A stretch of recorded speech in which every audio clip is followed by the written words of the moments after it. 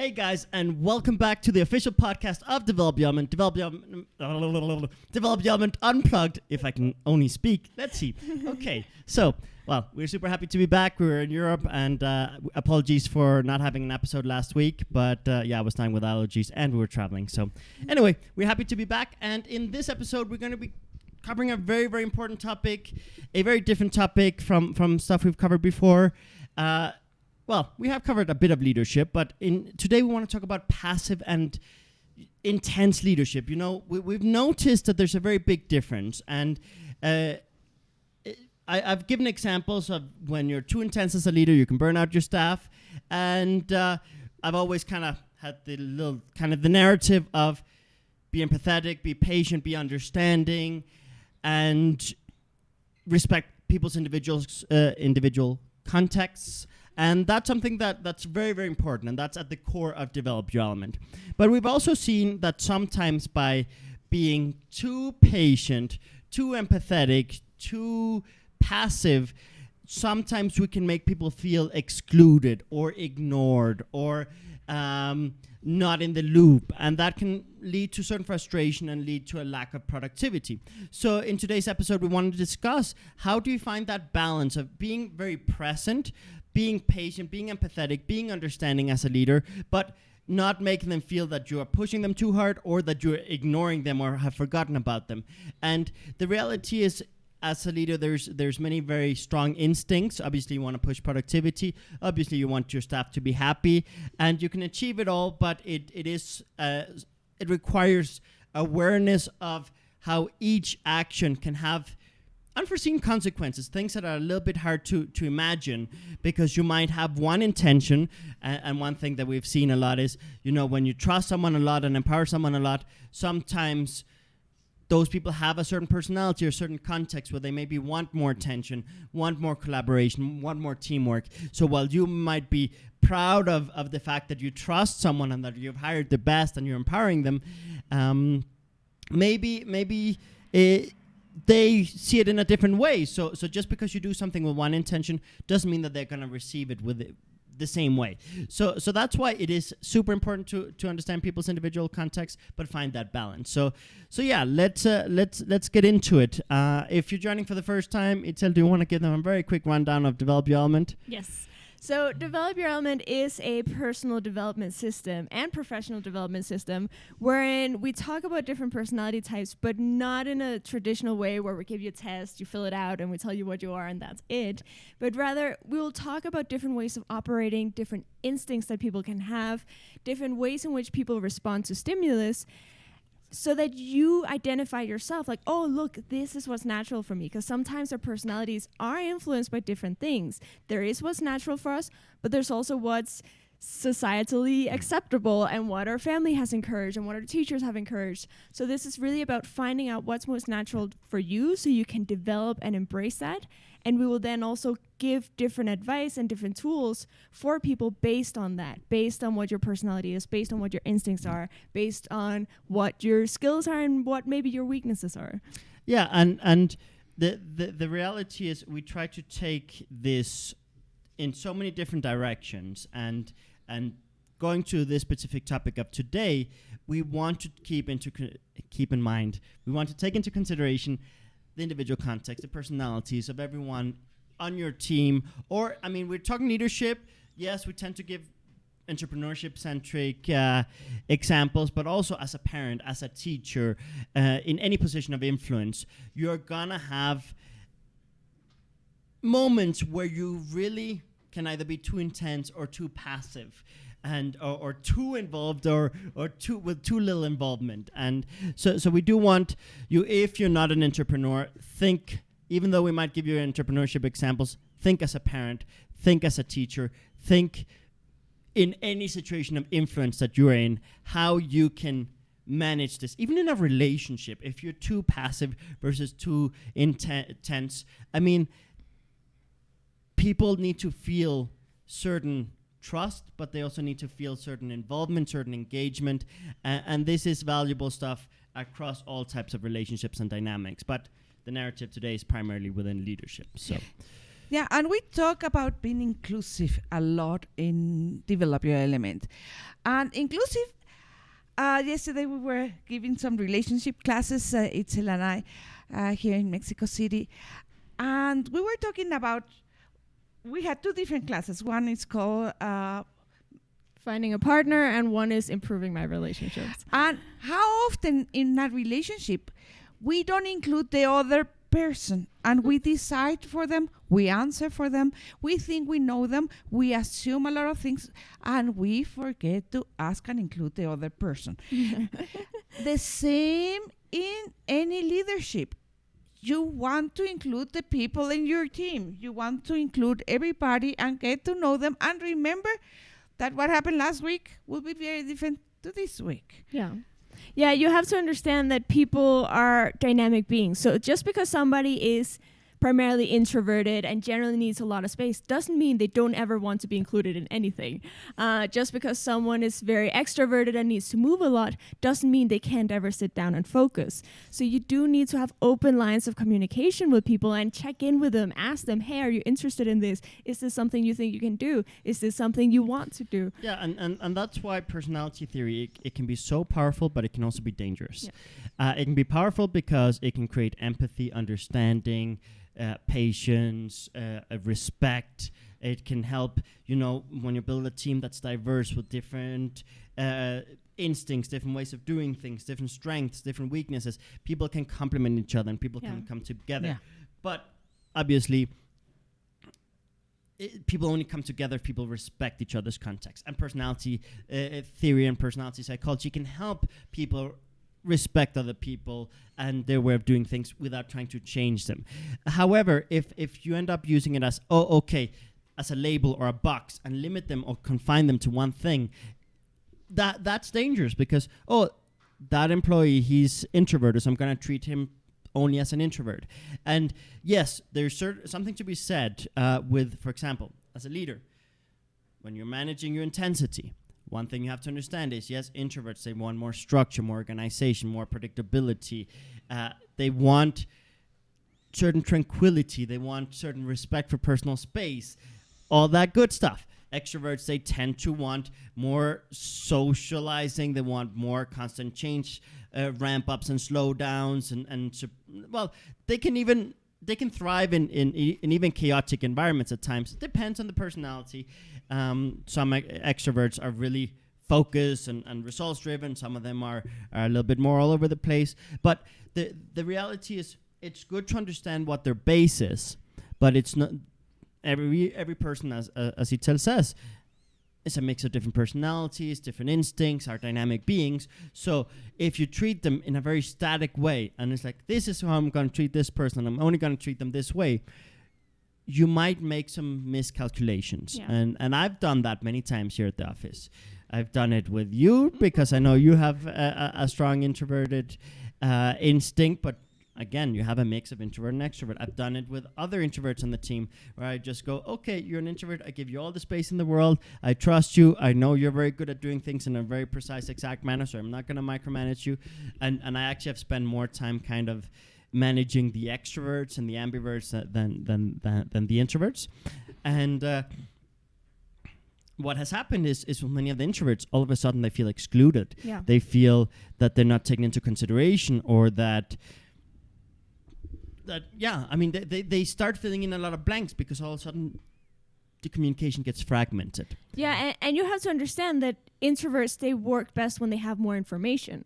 So if you're not communicating with them what the plan is, what the vision is, what direction the team is going in, what your expectations are, they don't have much information to work with. And that can be very stressful for many introverts. So I know that definitely happened to me when you gave me too much space. It was like, okay, but where are we going? Where are we headed? Even the most self-motivated and self-driven person, if they're in a team, they need to know what direction the team is going in order to be able to be self-driven and self-motivated. And that's the thing. There's a difference between respecting people and assuming that you know what they need in every moment. Yeah. And one thing that happened with you and with a few other people on the team is that I saw a very strong need for personal space, a very strong need for certain independence and certain individual processes and stuff like that. So I respected that. But with trust and respect and space, sometimes there's not enough communication. So what I've learned is with introverts, actually, you need to communicate a lot with them. Just the method of communication is different. Yeah. It's not stop communication with them. It's find the right timing, find the right intensity, pick your moments well, all of that good stuff. But it's not stop communicating, just let them be and let them do their stuff. And two things happen. I mean, one thing is people start feeling excluded, ignored, not taken into account, all that stuff. But another thing is complacency also happens. When you have people who are operating kind of without much supervision, human instinct kicks in and distractions are a little bit, I mean, it's easier for, if you don't have accountability, if you don't have any level of supervision, it's like, okay, I'll do that tomorrow. And procrastination is easier to kind of implement. And yeah, I'm getting a comment here. Extroverts can get complacent too. Yeah, every single personality can get complacent. Complacency, actually, extroverts get more easily distracted than introverts, I think, because they're more impulsive and ooh, shiny thing here, and as a result, they can also end up procrastinating and becoming complacent and complacency. I mean, many different things influence complacency, but I think it's very easy to burn out and procrastinate and let insecurities come in the way and internal narratives and also sometimes we convince ourselves that our work isn't valuable enough or that we're not making enough of a difference. And this is another thing when we talk about intensity as a leader, slowdowns and ramp ups. Sometimes you need to know when to have a sprint and push. And sometimes you need to know when to slow down. And slowdowns, I've seen them more be relevant when it comes to quality control. Yeah. Because sometimes you have a very fast tempo, and then it's like, wait, slow down. We've got to do some quality control. So we have some digital courses coming out, both in English and Spanish, and there was a lot of excitement, there was a lot of emotion, and there was a lot of, personal attachment to this process because everyone wanted to really put their touch into it, and there was so much excitement, and this was around Christmas time. There was so much excitement to get this product out, and as a leader, I was like, wait, hold up, wait a minute. I mean, let's do some quality control here. I love what you're doing. I love the project. I love the vision. But I mean, let's do a little bit of research and development. Let's take a few months. I mean, it'll take a few months. This may take 4 or 5, 6 months, but I mean, let's make sure that we understand the market, we understand the infrastructure, we understand how to package things, we understand how to produce things, and let's take a little bit more time. And when I did that, a lot of people in the team were like, whoa, all my work that I've done for the last many months is for nothing. And no, as a leader, you have to be very good at communicating why there's a slowdown or a speed up. Because in the beginning, when we started doing some quality control, slowdown changes, people felt that their work suddenly didn't matter. And that their work, I mean, they would do stuff and it wouldn't launch. And while it is fair to explore if you're being too perfectionistic, if you know for sure that you're just making sure you have a minimum viable product, it's a very common term. Minimum viable product means you launch something when it's ready enough to give a good experience, but you plan on improving it and updating it. I mean, most apps, they start with basic features and they add more features. Most digital courses, they start with certain amount of content and they add more content onto it. Many things, I mean, software all the time, you get updates and stuff like that. So you have to be good at explaining to your staff. Okay, we're gonna slow down a little bit because we just want to make sure that we launch something that's viable, that's good. It's a good base, it's a good foundation to build upon. Because if you launch something prematurely out of desperation or out of urgency, that's not a good base.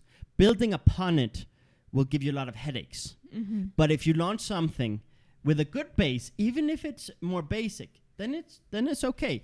Yeah, you need a strong foundation if you're going to build a house. Exactly. It's basically what's happening here. Exactly. And yes, when you have that level of personal investment in what you're creating, it can be frustrating to not see immediate results. But that's something we all have to be careful with, to not be driven entirely by immediate satisfaction. Because when you have that foundation, so many of the changes that I've made in my life that I think have been the most positive changes. Yes, the most difficult, but the most positive changes is exactly that. It's, okay, where in my life do I not have a solid enough foundation to build upon? Because I've built a lot of things, I've created a lot of things, I've had a lot of high moments in my life, but without a solid foundation. Yeah. So one thing goes wrong and the whole thing crumbles down. And so I've had so many ups and downs emotionally, with my projects, everything, financially. So what I've realized is, okay, you do need that solid foundation, that strong base for something, and then you can keep building and you can keep building and you can keep building onto it, and you can actually enjoy the benefits of what you're creating. Exactly. And I think also something we have to remember as leaders is that we need to be regenerated all the time. Very, very important. Because if we are dealing with a lot of people, a lot of stress, a lot of plans, future plans, short-term plans, things from the past that are catching up with us, we need to be regenerated. And we do have a program, I don't remember which podcast it was, but look for a podcast. What do we mean by regeneration? Maybe we should talk a little about what is regeneration. Yeah, regeneration is basically based on your instincts, your personality, how your brain is wired, what level of stimulus and what kind of stimulus recharges your internal battery. For some people, it's a lot of movement, a lot of social contact. For some people, it's slowing things down, tranquility, peace, quiet, a sense of space. For some people, it's spending quality time with their loved ones, and that sort of, not so much what they're doing, but who they're doing it with. So start identifying in your life, okay, you can enjoy a lot of things, but which ones are regenerating you? Which ones are recharging your battery? And keep implementing those. Don't see them as a distraction or a waste of time. See them as an investment in your well-being and your long-term productivity. And it helps the whole team. Remember, as a leader, you have to be inspiring. The best way to be inspiring is having that subtle touch to know when to talk with somebody and not, when to give them the space, when not. And the best way to do it is when you regenerate it. Yeah.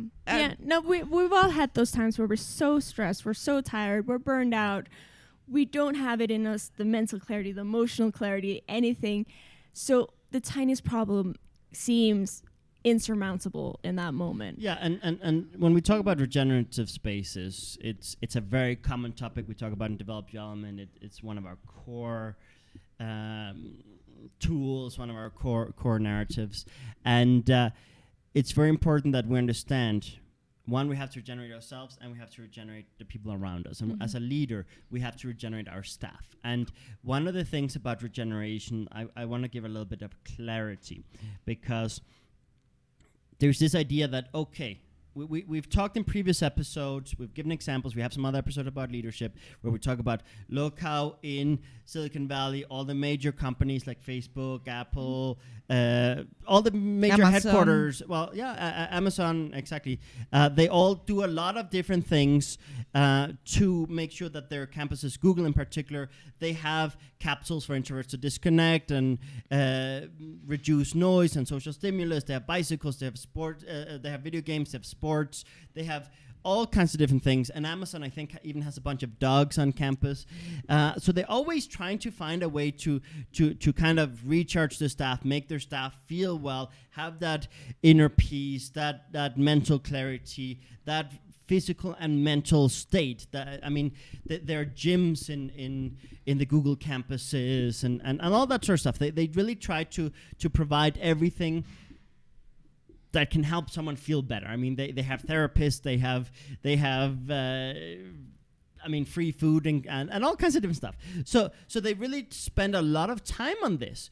And that's very, very important, and that's very, very valuable. But regeneration is a mix of things. And regeneration, yes, a big part of regeneration is providing the right stimulus to recharge someone, but also the opposite side of regeneration is energy leaks.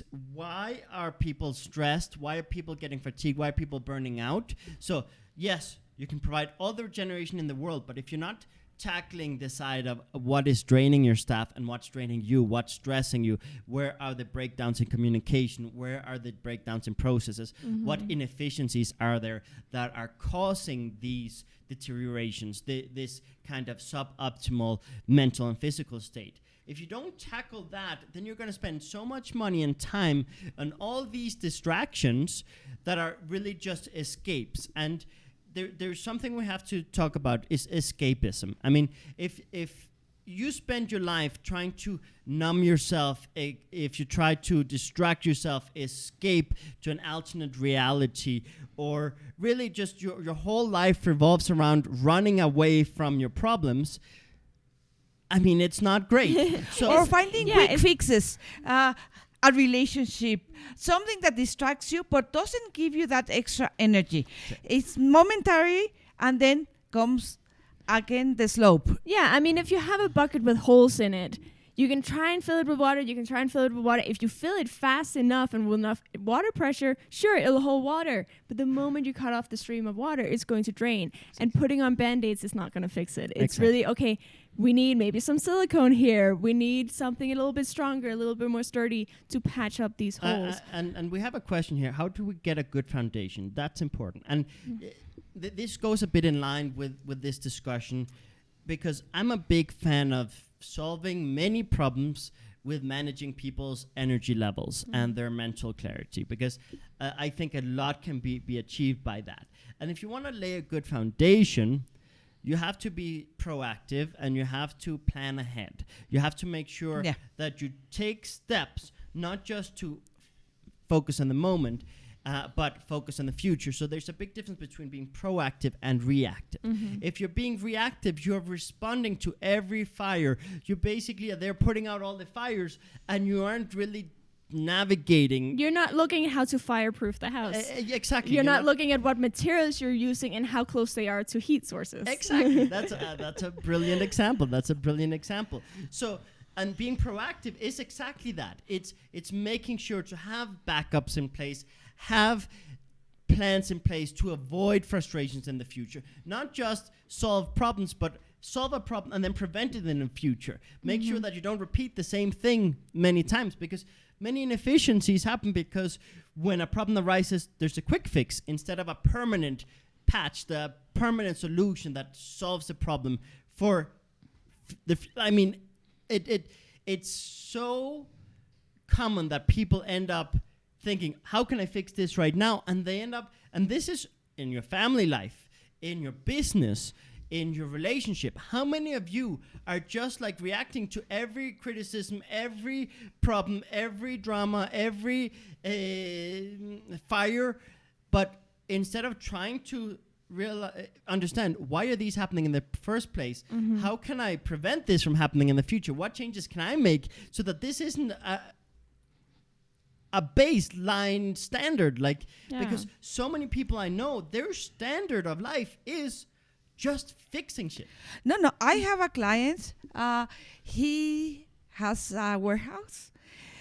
It's rainy season now, and he told me yesterday he was putting buckets to catch all the rain. Okay, so I asked some questions. I find out that he has already, what is it called, this thing you put on the roof so the water won't permeate. He has it. He didn't apply it on time. And how many times we have the tools, we have the solution, and we don't implement it? Maybe because we are too drained, or we are focusing on the wrong thing. So part of laying a foundation is, okay, these are my resources at this moment. How do I use them to the best of my abilities? So sometimes you don't need new things with what you have already. If you have time, and make sure to be regenerated at least for a couple of hours and really take stock of what you have already. Yeah, you can use quick fixes if you're so low that you need that extra boost to do the more long-term fixing. But you do need to do the long-term fixing if you want a sustainable financial situation, a sustainable happiness, sustainable relationships, anything sustainable in your life. You do have to apply. And sometimes that's where you stop. you stop. And like Yannick talked about, we had to stop and look at the quality. Really have an informed plan of what the market requires in that moment. You sometimes have to stop. And even if everything seems to be falling down, you have to stop and really see who do I have in my staff. What are their abilities? What are my abilities? What is required now that really will give us that platform, that base? Yeah, I mean, there's a few things that we need to maybe clarify or go a little deeper with. And when it comes to knowing when to do a quick fix or when to do a foundation restructuring and rebuilding, it's a question of, I mean, one thing we talk about is interconnecting goals. And that's this idea that in life, you're going to have some long-term goals that you're going to define. So I'm going to give an example here with YouTube that you guys are watching live right now. If you're listening to us on Spotify, or other platforms, there's this context. So anyway, so here on YouTube, let's say I want to have 1 million subscribers or 15 million subscribers. That's a long-term goal, but every day I'm not going to get any closer to that. It's going to be in the beginning it's 1-2 subscribers every now and then it might go up. I'll reach the 1,000, the 2,000, the 10,000. I mean, it's in the beginning it's a slow process, but reaching the millions will take years. Most goals you set for yourself will take many years, right? So in interconnected goals, where we talk about, you have those long-term goals, but if you don't have small short-term goals that contribute to it, you'll burn out halfway because you'll feel like a failure because you'll judge yourself too much and compare yourself to the people who already have reached where you want to reach. And we also talk about, if you focus too much in the short term without having a long-term direction, you're going to focus and have a messy life where you get pulled in so many different directions, but you don't have one constant direction. Yeah. You go here, fix this thing, you put out this fire, you do this project, but they're not contributing to each other, and your life gets messy. And the same goes in business and in leadership. If you are too focused on the long term, too focused on the macro level stuff, and you don't focus on the micro at all, you leave out a lot of details, and a lot of things are going to deteriorate because you miss a lot of details. But if you focus too much on the micro, then you might lose sight of the big picture, right? So what we talk about is this idea that, okay, how do you filter the noise? How do you know how much importance to give to some things and when something is really important and when it's not? One thing is we recommend asking this question. Will this situation affect me in 5 years, yes or no? If the answer is yes, okay, how do I build a better foundation? How do I fix this, but in a good way, so that in 5 years, I'm closer to my goals? If the answer is no, it won't affect me in 5 years, okay, then maybe there's where you put a Band-Aid or a quick fix and then just move on and don't give it too much attention. But it is a filter out the noise. And we have a really cool exercise in one of our live events, workshops. It's in the 5-day mastery class, and it's in the being in your element class. And it's an exercise where you really you write down all the projects you have in your life, all the different things that you have in your life, all the things you're working on, and you challenge yourself and you ask yourself, okay, is this fun or is it not fun? Am I advancing? Am I not advancing? How far have I advanced? Or like from scale to 1 to 10, how far am I? And we challenge you to really look at why you're doing it. Is it even your idea in the first place, your project in the first place? Are you doing it with based on your insecurities and out of desperation? Or are you doing it in a intelligent way? Are you stuck because you're using the wrong personality or intensity or strategy because of insecurities or because of predetermined ideas of how to optimally approach it?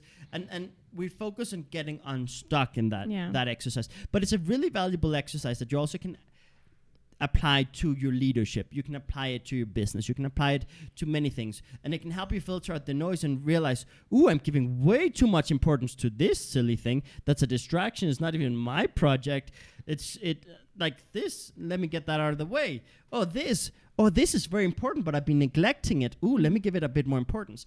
And I think knowing not only how to manage your intensity, but in which direction to manage your intensity. Yeah, that's very important. Your intensity is key. Yeah. And I think analyzing all the projects you have asking yourself, how can you interconnect them?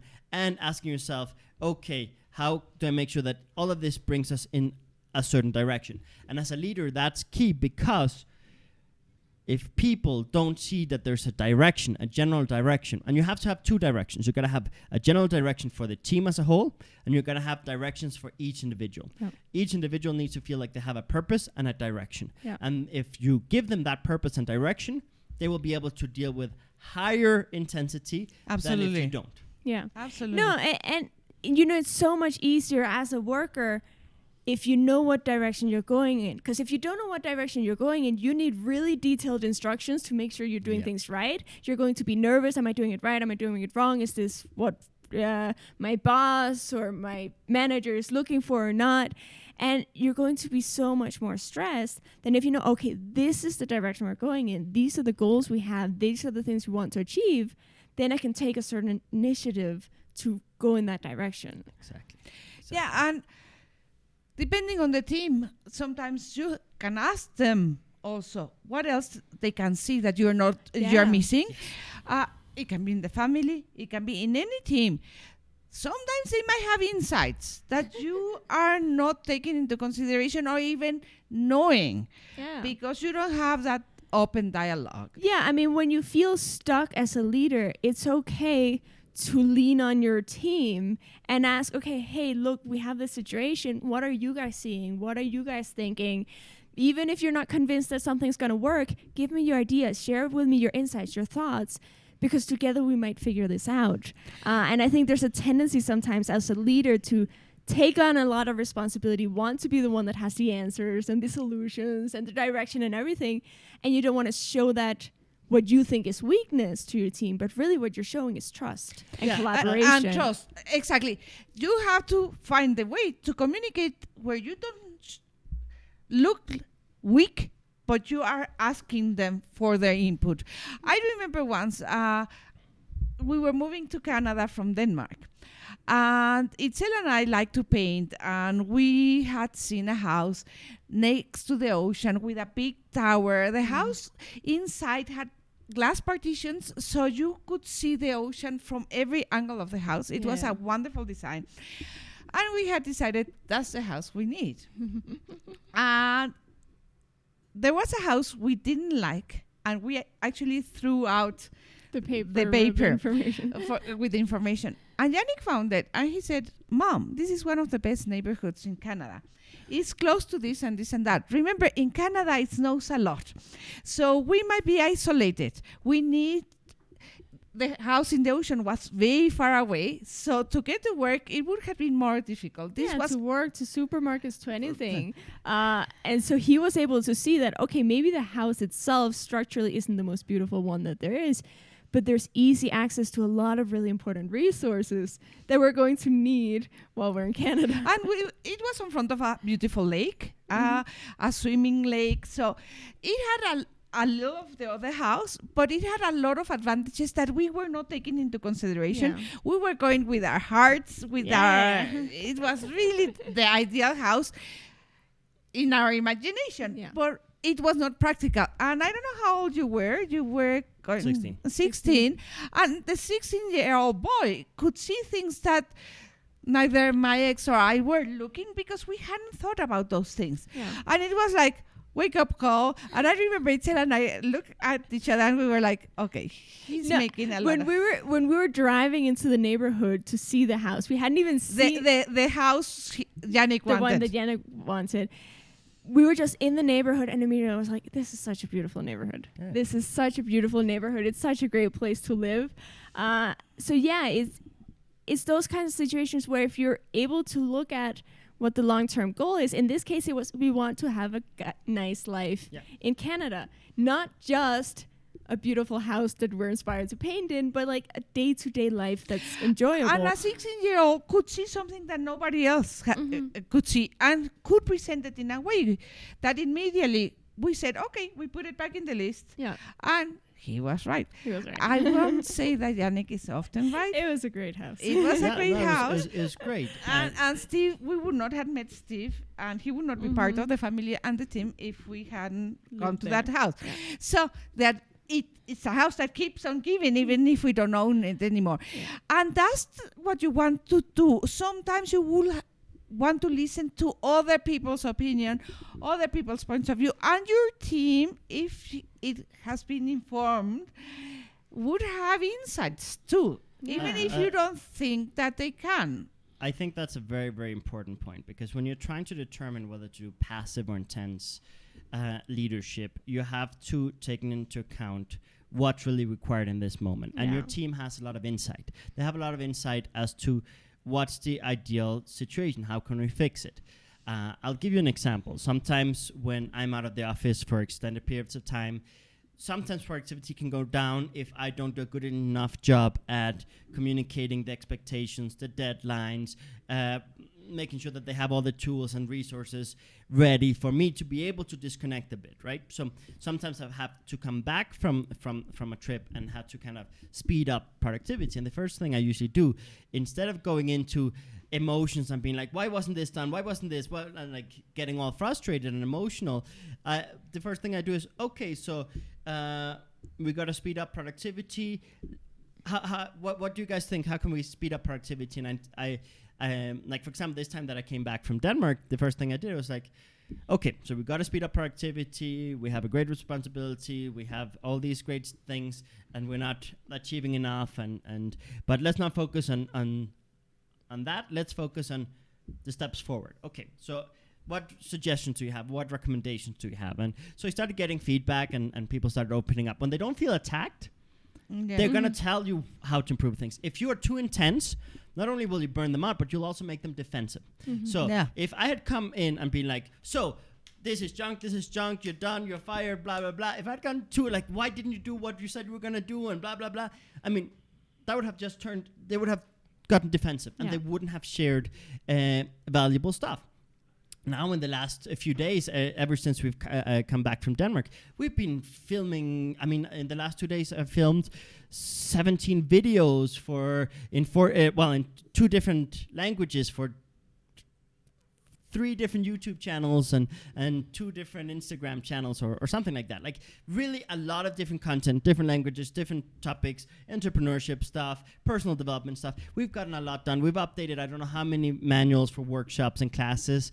We have really, really had very productive days, waking up early and working late into the night. And it's been awesome. And it happened at a point where a lot of people were feeling certain fatigue. They were feeling certain frustration that we weren't really achieving the things we want to achieve, because a lot of people are very excited about what we do but would like to be further along. And so when I came back, the first thing I said, like, I'll sort out the productivity thing. Let me sit down with people. And it was a matter of that. It was like, okay, so this is what we need to get done. This is the standard we need to set. This is the consistency. And I also got into a no bullshit attitude, but respectfully. Like, it was like, if someone would be like, no, we have to focus on this, I would be like, wait. Yeah, we have to focus on this, but we cannot neglect this. So, yes, there was this idea, let's push advances in the digital courses and this and that. I was like, yeah, we got to advance that, but we got to make sure that our socials are consistent. So we got to get into that. That's something we haven't been good at. So let's get Instagram videos up every day. Let's get YouTube videos up several times a week. Let's get some consistency. And that will also help with the digital courses once we launch them, right? So it was like, no bullshit. I won't accept kind of distractions, but I will at the same time try to understand what is needed to get to where we want to get. And that once I focused on asking, what do you think? How can we do this? How can we improve productivity? What do you need to do a better job?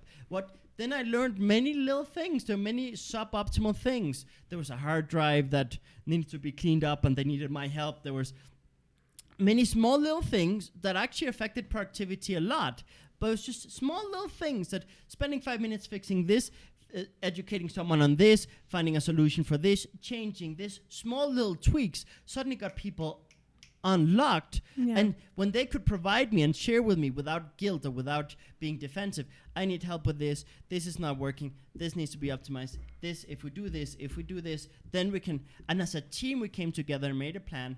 And I will say, every time we've done that, there has been a ramp up in productivity and results. Yes. And every time we kind of fragment our communication, every time we fragment our like, every time we get too passive and too trusting, then things don't flow. So yes, I have been in the camp of being too intense in the past. In my previous company, I've already shared that story a million times, how I had this idea: if he can do it, you can do it. If I can do it, you can do it. And first work, kill ourselves working, and then have the life we want. And I was very, very intense, and I burned everyone out in the previous company. In this company, I've been much more on the other side, and in periods I've been too much on the passive side, and too much on the trusting, passive, patient, empathetic side, which it's very, very important. It's still the way to go. I've gotten way more done in this company than I have done in my previous company. I'm very, very proud, but I have noticed that sometimes you just gotta be like, yo, okay, no bullshit, let's get back on track. What's needed? Let's focus. And there you do need to maybe have a little bit more intensity, but calculate your intensity too much, because I've noticed very clearly, if you go too intense, people get defensive and they stop communicating with you.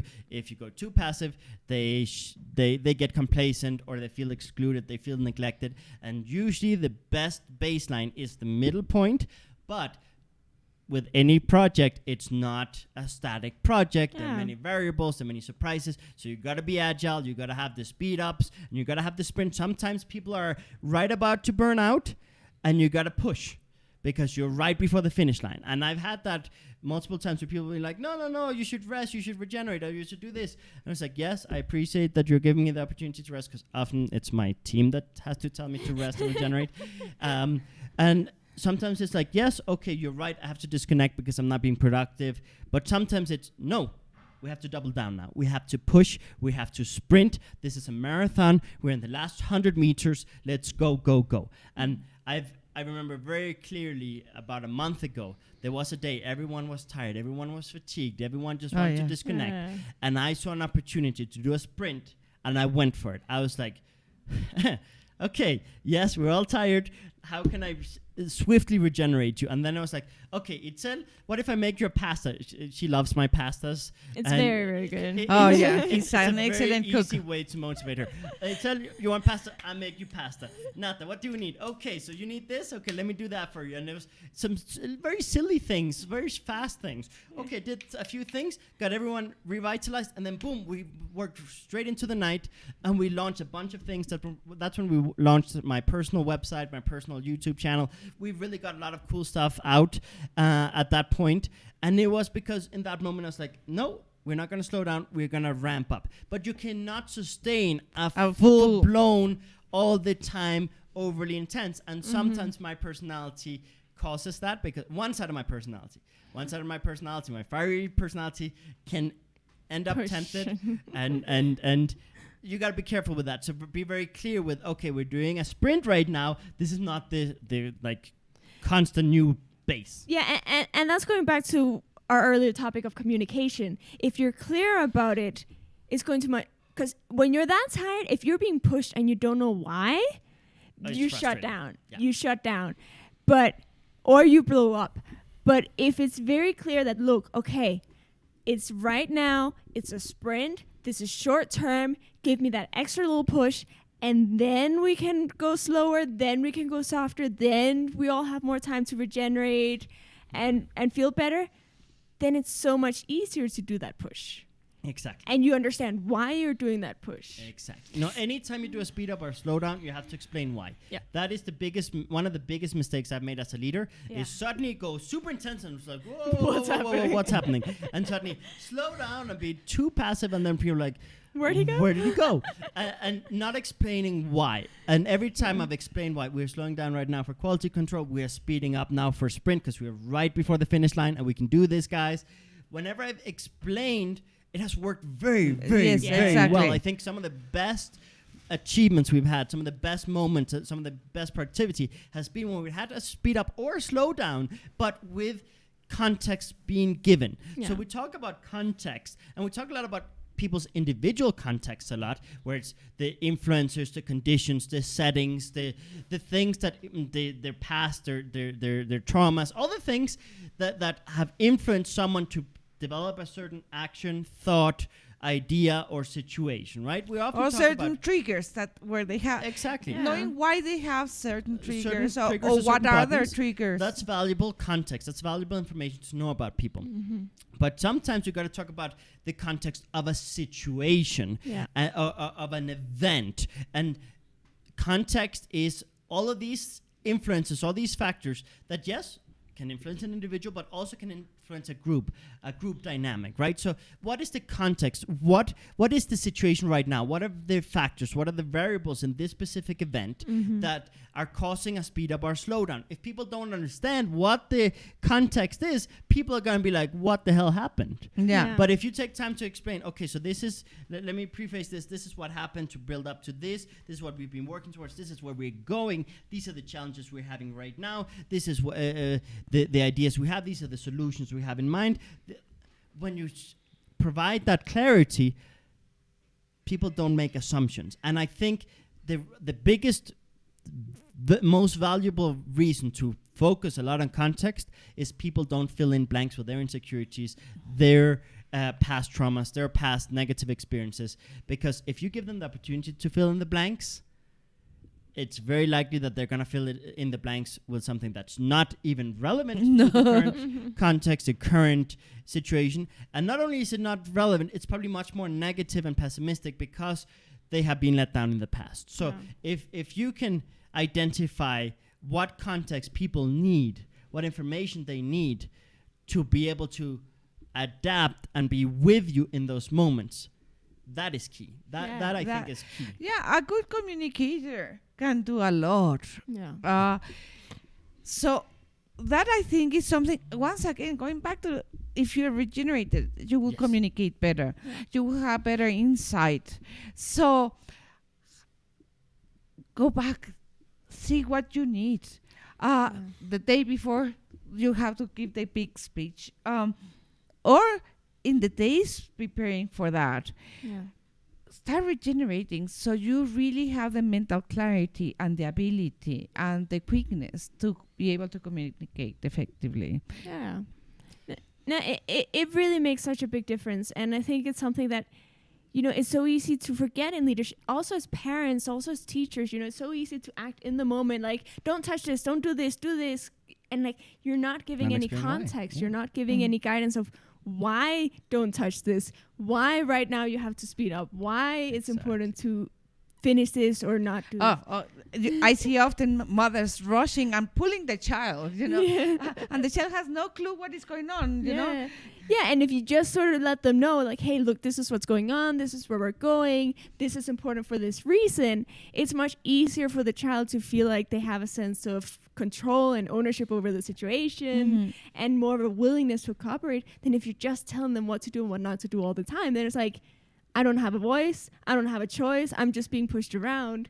And whether it's a family team, whether it's a work-related team, whether it's a group of friends, whether it's a romantic relationship, giving that context makes people feel included, makes people feel like what they're doing matters. Yeah. No.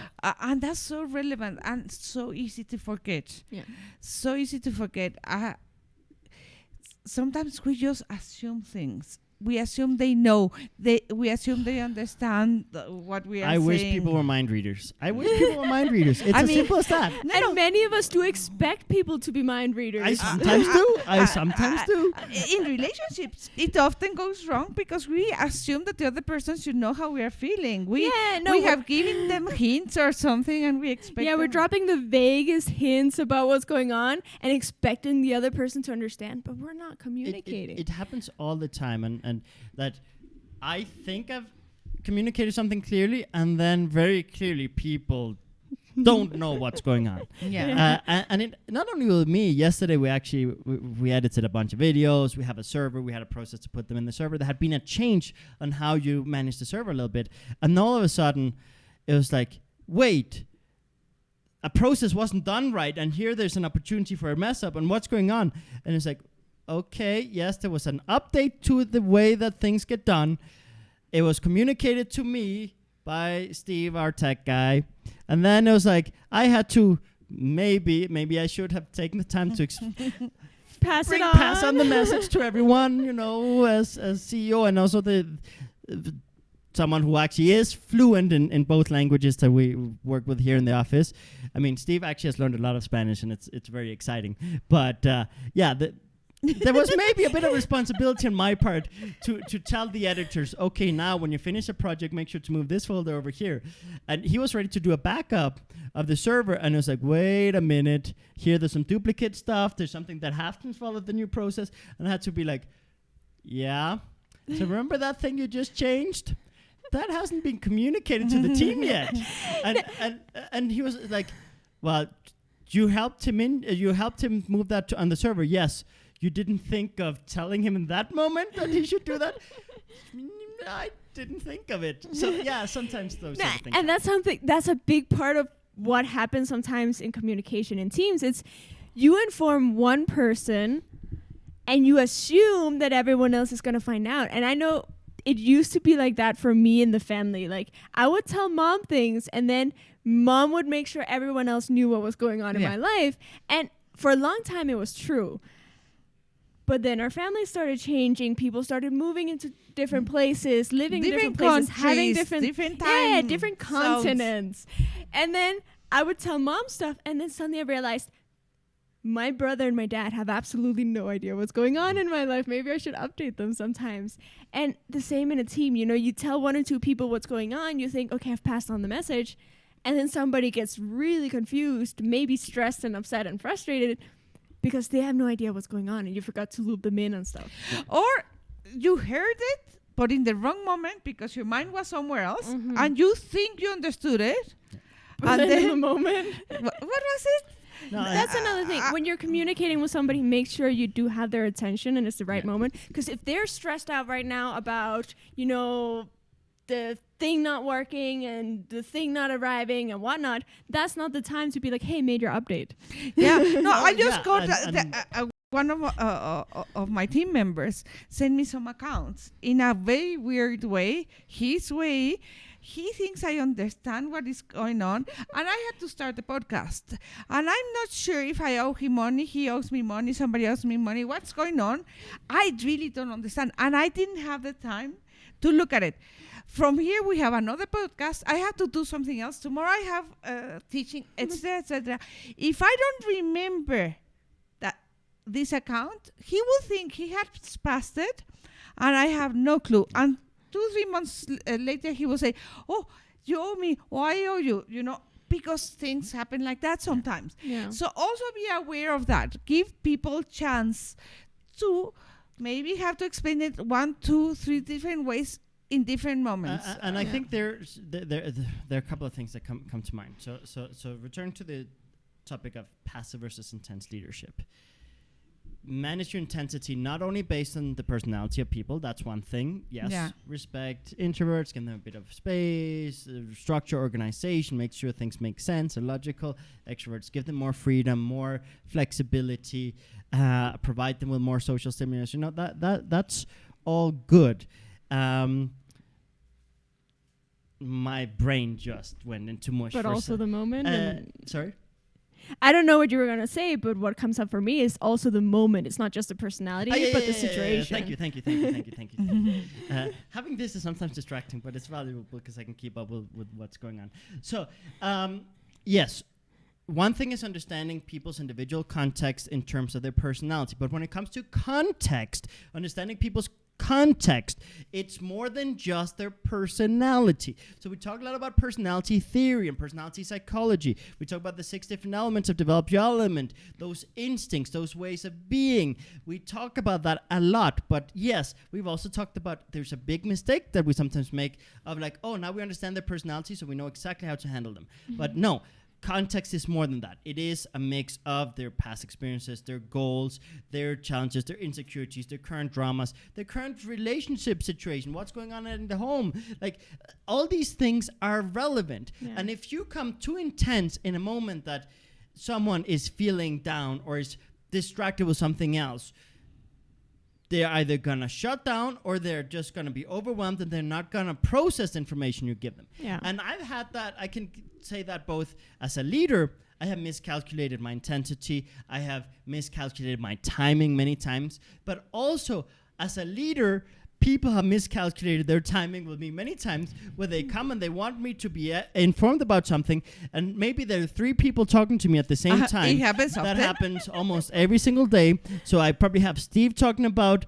some tech infrastructure, video editing related stuff In English. and then I might have David telling me about video editing or some other coordination thing in Spanish, and then I might have Nata talking about some course creation or manual updates or video planning in Spanish as well. And then I might be getting messages and I'm like trying to navigate all that at the same time.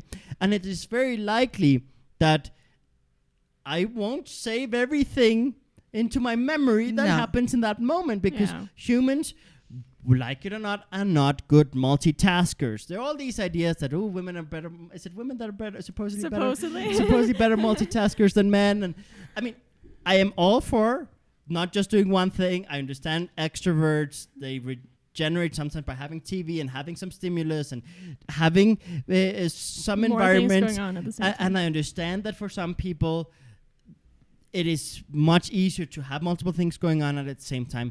But there is a very, very, very true fact that if too many things are going on at the same time, not everything will be saved to memory. No. So that there is, I mean, we have to be very honest. And when it comes to leadership, sometimes you're in a position where you have so many different people that depend on you. And the bigger your company, the bigger your family, the bigger your classroom, whatever it is, type of leadership or influence position you're in, the more voices you have, the more problems and more things that pull you in different directions. And yes, so respect people's contexts, respect people's context as a whole, including personality, past experience, their direction. I think their direction is one we haven't emphasized enough.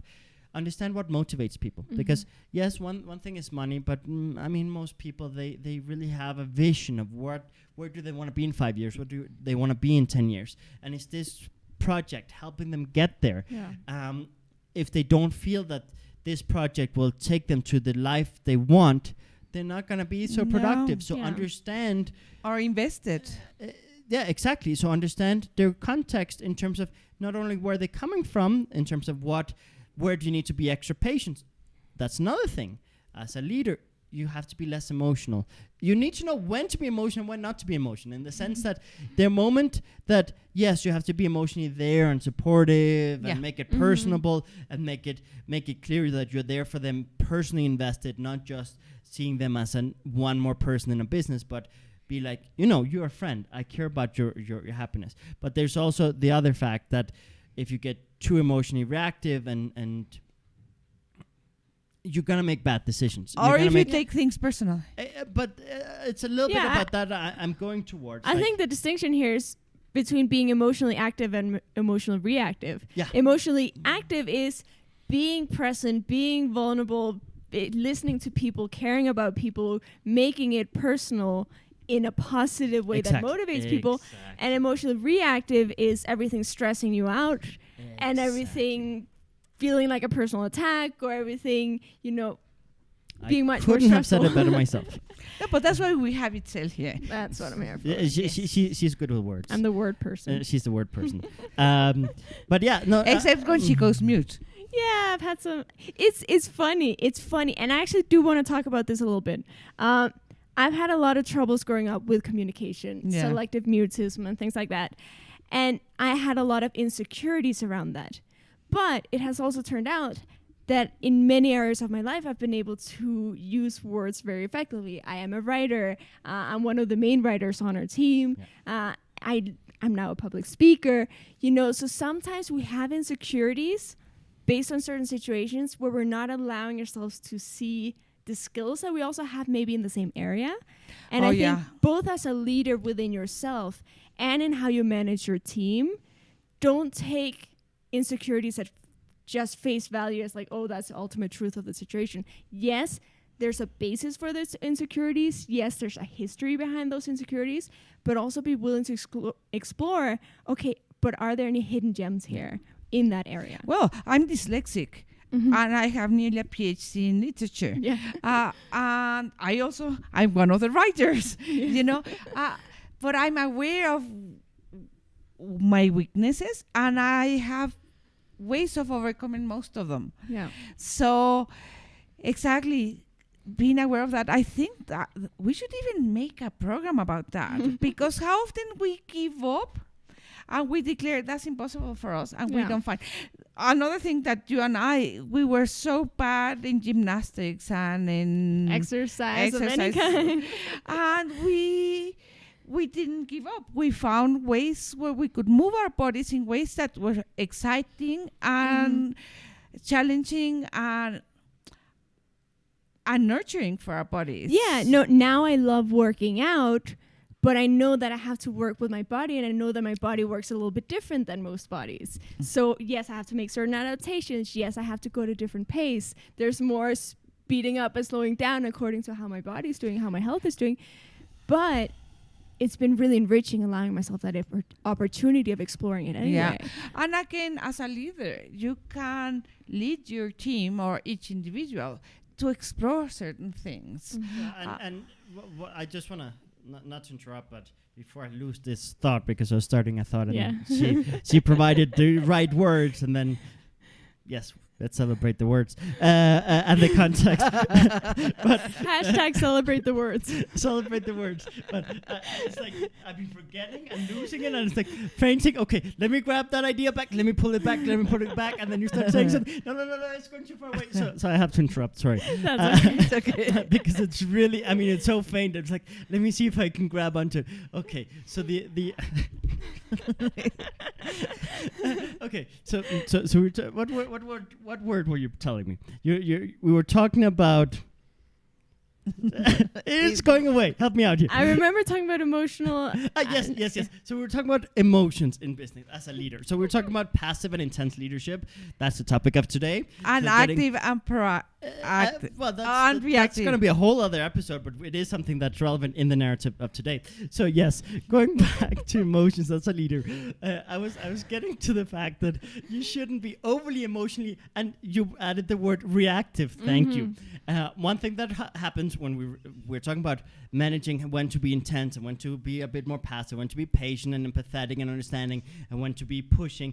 You have to understand when someone is ready for that, right? So Yeah. when you have someone on your team, many times they come from previous jobs or previous relationships where they're being maybe abused, or maybe they have been mistreated, or maybe they've been let down, or maybe they've learned that their voice doesn't matter, so they won't speak up. So you have to, in the onboarding process, help them get to a point where they can connect with you, where they can be ready for the speed ups and slow downs. And I will say, in many cases, when you have new people in your team, it might take months before they'll have the agility, because they have all those traumas from the past. Yeah. And also, you might have someone on your team who's very maybe argumentative or maybe forceful with a way of saying things. I have someone looking at me like, are you talking about me?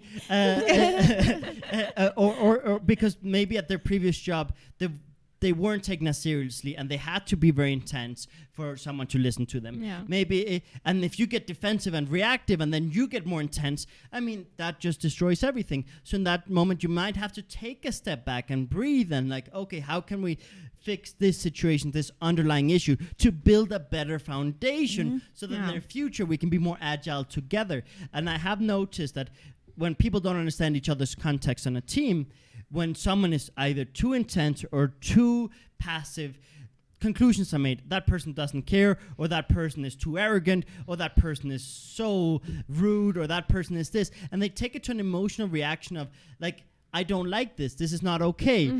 Instead of trying to understand, okay, so, and I have some people that are too intense that I have to kind of help them be less intense. And I have some people who are too passive, and I have to help them be more intense. And as a leader, you have to build leaders. And the process of building leaders is, okay, this person is too passive because this person is afraid. This person is burned out, this person is insecure, this person thinks their voice doesn't matter, so they have just given up. So I have to help them realize that their voice is valued, their opinions are valued. Okay, this person is too intense because they maybe also feel that their voice isn't heard, but they force it on because they learned for survival purposes that that's what they have to do. Yeah. So even the same source of trauma in different people with different individual contexts and personalities can manifest differently. But I think as a leader, you have to be very, very patient. And if you watch our other episodes on leadership, the main narrative is be patient, be empathetic, be understanding, and that hasn't changed.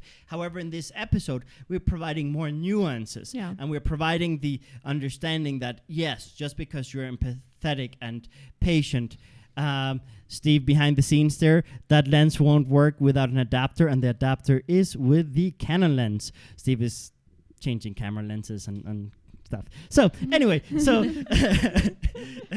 so yeah, I mean, understand your intensity. One thing is your intensity as if you're kind of a leader of leaders, but also you have to manage the intensity of other leaders and guide them. So I've had to help people increase their voice, increase their intensity, and I've had to help leaders reduce their intensity, be more patient, be more empathetic, be more relaxed, because I've had people show up very tense and I've had people show up very like nonchalant. What's the word? Yeah, nonchalant or nearly withdrawn. Or yeah. Withdrawn or and many of them in both sides of the spectrum, arriving with certain level of depression. Apathetic is a good word. Apathetic. Exactly. And hashtag. Well, celebrate the words. Celebrate the words. Hashtag celebrate the words. We're just gonna have like your sign, like team dictionary, like is a dictionary what? I need a word. Thesaurus. That's the word. See, celebrate the word. So, yeah. So, okay. We're a very serious team. This is we take everything seriously because we wanted this stuff. Okay. So, getting back to passive versus intense leadership. Your intensity also has to sometimes be a counterbalance for people. Yeah. So, knowing how to counterbalance people is also powerful. Absolutely. I'm a very agile person. I'm an ambivert, extroverted leaning ambivert. Obviously, as you can tell, I'm way more extroverted than many other people on the team. But I'm also an ambivert, and I can be, that kind of passive, laid back guy, and I can also be that push guy. And what I generally do is I tend to counterbalance. If I see someone too intense, I'm going to slow down and I'm going to breathe and I'm going to provide a kind of more soothing energy. If I see someone too passive, I'm going to push. And not to invalidate the other person and not maybe I over-exaggerated with my push, but I tend to do the opposite. Yeah, but inspire them to come out of their shell. Because and it's a little bit, sometimes I think when we talk about the management here on the team, sometimes I do good cop, bad cop in the sense that, for example, let's talk Steve. Sometimes he can be a little bit intense. So I sometimes will be his translator and be overly soft with my interpretation of what he's trying to say. And sometimes it's the other way around. Sometimes I'm the one who has to be no, let's speed up, let's ramp up. But being a counterbalance can be very powerful. But don't be a counterbalance where you invalidate the other person. Never. Be a counterbalance where you compliment the other person. Because when I counterbalance Steve, for example, I try to counterbalance him with supporting his mission, supporting his narrative, and I'm trying to help him achieve what he wants to achieve, but with my counterbalance. Yeah, no, that's the key, because if you're doing it in a, hey, I want to support you, so I'm going to add this different approach to complement, that's a very different situation for the receiver than, hey, you're doing this, so I'm going to do the opposite because you're wrong, And there are some bosses and leaders and heads of family that do that if you're soft, they'll push, but out of you're wrong, you're too slow, you're... It's to complement each other. We talk about counterbalance, is balancing. It's a keyword balance. It's not pushing in the opposite direction. It's not invalidating the other person. And I think that's very important. When we talk about personality psychology, when we talk about an individual context, just because you have one context doesn't mean that the other person's context is wrong.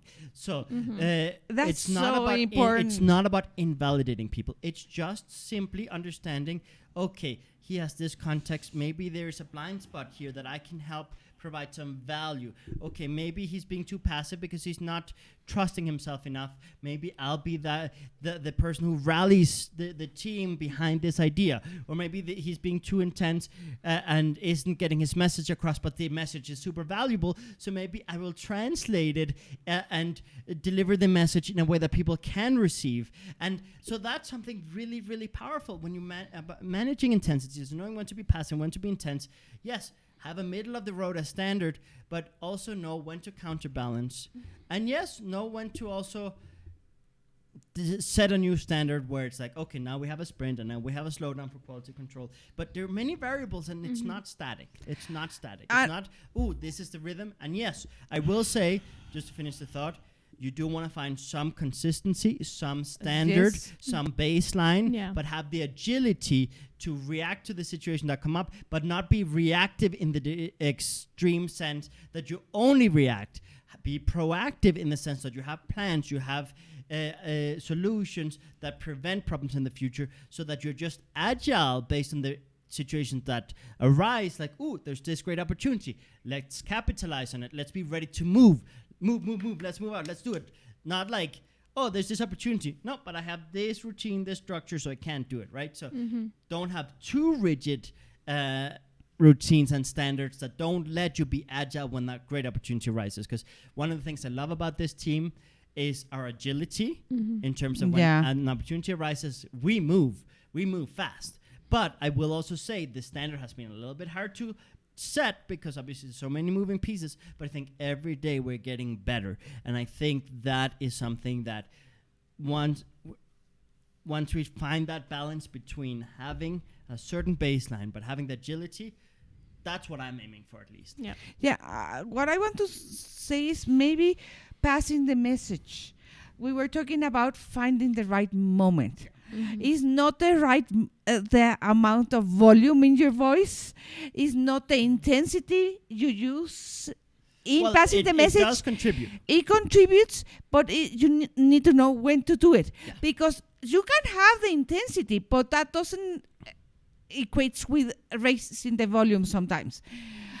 It has to be timing. Timing is very important. A message. Going back to this guy passing me the accounts, 2 hours earlier, I would have received it and I would have had the time to look at it properly, knowing when to do it, having that dialogue with the people to know when to pass a message is very important. And because he can be yelling all he wants. He's not yelling, but say if he was using all the intensity, I still don't have the time to listen and that's something to that. we talk a lot about when we talk about relationships. Many times during conflicts, we focus on winning the argument. And winning the argument just destroys the relationship, honestly. Absolutely. The focus needs to be on solving the problem, but not just the problem at face value, the underlying problem, the source of this, because many times when a conflict arises, it's when the straw that broke the camel's back breaks. Like it's when an accumulation of things. So you have to understand not just what are they saying, but what's behind that. Always. And you will rarely get that in the moment, in the heat of the moment. So many times what we talk about is just tell the other person they're right. Tell them that you take responsibility. You'll change your actions, and then then focus on regenerating them, inviting them to certain stimulus or activity that can recharge the battery. And then in a day or two later, sit down with them when they're at peace, when you're at peace, when no one is defensive, and be like, so this thing we were talking about the other day, not to bring up back the argument or anything. I just want to add a little bit of context. Let me just share a little bit of information as to why I did what I did, just so you understand me better, not to invalidate you or anything like that. And that works so well. But if you try to force a solution in the moment, things break. And as a team and as a leader here at the team, something I've noticed many times is, sometimes I get very, very frustrated and have to bite my tongue and wait a day or two and sit down with people because, my fire wants instant results. And sometimes I've had nights where I'd be like fuming and like, okay, I need to solve this. Okay, don't have negative narratives. You can solve this. okay, breathe. And obviously the team can see that, and they're very good at helping regenerate and disconnect. And then a day or two later, it's like, okay, now I've collected my thoughts. Now I have a proper approach. I can calculate my intensity, but my timing and intensity, because maybe I'm more at peace, but also the other person, many times in the heat of the moment, the other person is defensive, they're being forceful, they're being too intense, and then in that moment you can't solve it. No. So timing is important, but I wouldn't go as far as to say it's not about intensity, it's about combining your intensity with timing. Exactly. Because intensity but and calculated intensity. You are calculating. Calculate your intensity based on what the other person will be able to receive in that moment, and taking into account their personality, take into account their past experiences, and the timing. And take into account the timing. The same person, if I come in the right moment with high intensity, they will follow me. But the same person, if I come in the wrong moment with high intensity, they will either shut down, get defensive, and it'll become a conflict. Yeah. So, passive and intense leadership, you need a bit of both. You need to know when to be passive, when to take a step back, and when to trust. You need to know when to take a step forward and push. You need to know when to push, when to pull. That's another thing. Sometimes you have to push your team, and sometimes you have to be like, yo, I invite you to join me. And I actually believe in most cases, the invite you to join me works better. So what I often do is when there's a slowdown in productivity, to be a counterbalance, I work my butt off, and I work sleep fewer hours, I work more hours, I get more done, and I show, and I do like a competitive thing. And I go to people on the team, I go, I'm seeing this other person is not being productive. Let's give them a little bit of competition.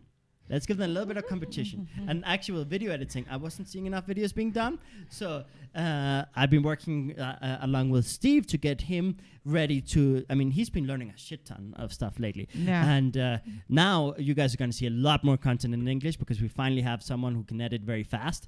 And he's the fastest in the team. He's the fastest on the team. He just learned it. We literally did a competition yesterday. Instead of hackathons like in Silicon Valley, we have video editing thons. Yeah, we did that. So sometimes what I do in terms of choosing intensities, I go and I build alliances, and I go, okay, so I want to get this person unstuck. I want to help them. It's not about invalidating them. I want to help them. Let's challenge them. Okay, how can we set a standard? How can we show? Because, for example, I'll give you a very concrete example. Here on the team, we have 2 languages. We have channels and teams of people in different languages, multiple languages, in fact, also Japanese and Portuguese and other languages. But the main 2 ones that we speak here every day at the office are English and Spanish. We're people from different countries and different contexts and all that good stuff.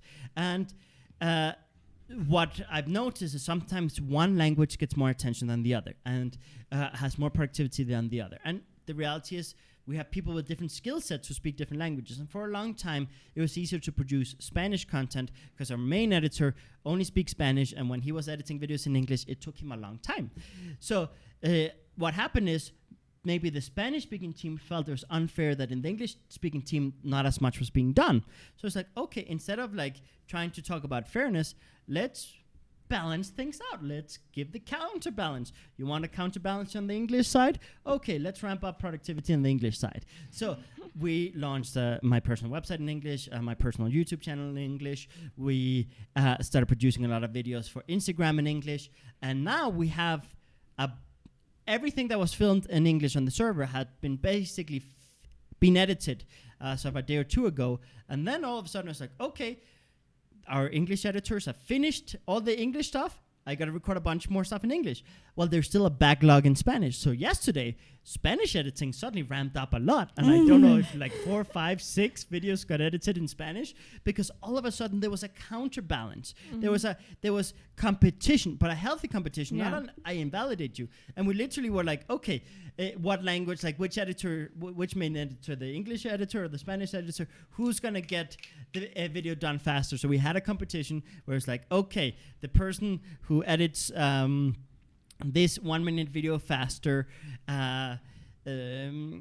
basically gets lunch. I mean, I gave them a bit of cash. It's like, so this cash that I have in my wallet right now, I basically pulled out all the cash I had in my wallet. It wasn't much, but it was enough to create some excitement. This cash, here, these bills, here, boom. Okay, the person who edits a 1-minute video with subtitles, with progress bar, with all the good stuff, with the Instagram template, gets this cash.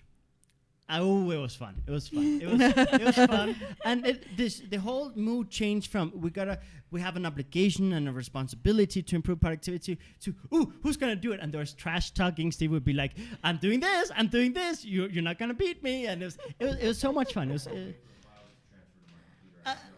Exactly. Yeah, and Steve he started slower because he had to import the files. David had already imported his files, so he was like, "You have a benefit right now. Take advantage of it. I still can't edit." Blah blah blah. And it was just we were all laughing in the office, and it changed the whole mood. Exactly. It changed the whole mood. It became lighter, and it unlocked people. I didn't come all bossy and like we have to improve productivity. Like I had like no bullshit, no excuses, but it was more of a like, how can we do it? And I built alliances, and I was like, Steve, help me out. I need to help unlock the video editing things. What can we do? And Steve very kindly went through an excruciating process of learning a bunch of new things that during the process he was cursing at me basically and being like, I never want to do this again. Yeah, informing everybody. We have English team. We have different group chats for different like subsections of the team. And we have one in English that's mostly based on like tech stuff and what's going on with Steve, and random jokes and whatnot too. But in that chat, he was also, I hate this. I never want to do this again. This is the most awful thing I've ever done in my life. And like cursing out the whole experience. But then he was producing so much so well. and basically what I told him, I went up to him and I was like, listen, we have to elevate the morale on the team, right? We've got to get some competitive spirit. And we've got to make sure that there's fairness and that we value people's work. So this is what we're going to do. So if you do write in the group chats, make sure that then in the group chats where the other side, like the competition is, make sure that they don't see that kind of. Afterwards we'll tell them all about how you cursed us out, but right now focus on the possibilities that you can edit a bunch of stuff, that you can be very productive. Give them that competition, and then the everyone in the team chat was super positive. Steve was like, look, I'm doing this and I'm doing that and I'm learning so many things and it's wonderful. And the contrast between the two chats was so much. There was a cursing out venting chat, and there was a look all the cool stuff we're doing chat. Yeah. And we were like, hooray! You know? but it changed the whole mood in the team. Yeah. It really did, and it unlocked a level of productivity I haven't seen in a long time, a level of enthusiasm I haven't seen in a long time, and team spirit. And the cool thing is, yes, it's strategic. It's strategic planning. I build this alliance. I do this, and let's say this, and let's not share this, and let's do this. And it's like, but it's all meant very well with generosity, with kindness. How do we make them feel that things are not fair? How do we make them feel that things are more fair, that things are more balanced, that things are more even? Because that was a big problem. Yeah. And it's like, okay, now they feel there's more fair, more balanced. Okay, things get done faster. So instead of being like, getting emotional of like, no, like this is your obligation, we've done this, we've invested this, we've done this, this is why, and there's no excuses, were the agreements. and this is the agreement, and this is what you get paid for. No, it was like, okay, I understand, they need a bit of counterbalance, let's provide the counterbalance. Yeah. And that's what you can do when you are regenerated, when you really educate yourself, when you really get to know your team members and what is required in the moment. Yeah, no, like Yannick had the context of knowing everyone on the team well enough to know that this could work. Yeah. You know, if you don't know who's on your team, you don't know anything about their lives, their personalities, who they are, you set up something like this, it could backfire if it's the wrong moment or the wrong person you're doing it with. But knowing your team, knowing the situation, knowing who's involved allows you to make these personalized approach in the moment to solve a lot of problems. Yeah. And I think we can wrap up. I think it's a wonderful place to... I think, fun enough, it's usually the 1.5 hour mark that we wrap up, and it's exactly that. But content-wise, I think this is a very good ending point, because we've given the context of when to speed up, when to slow down, and just to recap, it's no one size fits all. We never talk about one size fits all. be adaptable, be flexible, be patient, be empathetic with the team, understand their individual contexts, try to find a medium baseline. Yes, speed up when you need to do a sprint right before the finish line. Slow down for quality control if you need to. Provide a counterbalance, but complementary, not invalidating the other person. Provide a counterbalance so that there's some sense of balance and harmony on the team.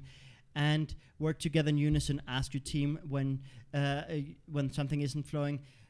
When you're seeing that the intensity and productivity isn't where you want it to be, ask your team how you can help them be more productive, what's required, what's frustrating. Yes, be a source of regeneration for your staff, but also don't forget to regenerate yourself. And yes, I'm sure we covered many other things, but that's kind of the basic gist of it. And be agile and be very, very consciously aware of what your team needs, because you need to know when to slow down and when to speed up based on the needs of your team. And if there are any questions, if there are any doubts, feel free to put it in the comment section or contact us in any of our socials. I'm sure you know where to find us. It's not hard. Develop Your Element or Jannik Lorsen or Till. I mean, you can search any of us. We'll pop up. So have a good one. Nah. if you wanna get more of these videos, make sure to subscribe. And see you next time. Yes. Same place, same time. And watch our other videos. Yeah. They are good. Especially interconnecting goals will give you some more context, and the other ones about leadership will give you more context. So have a good one.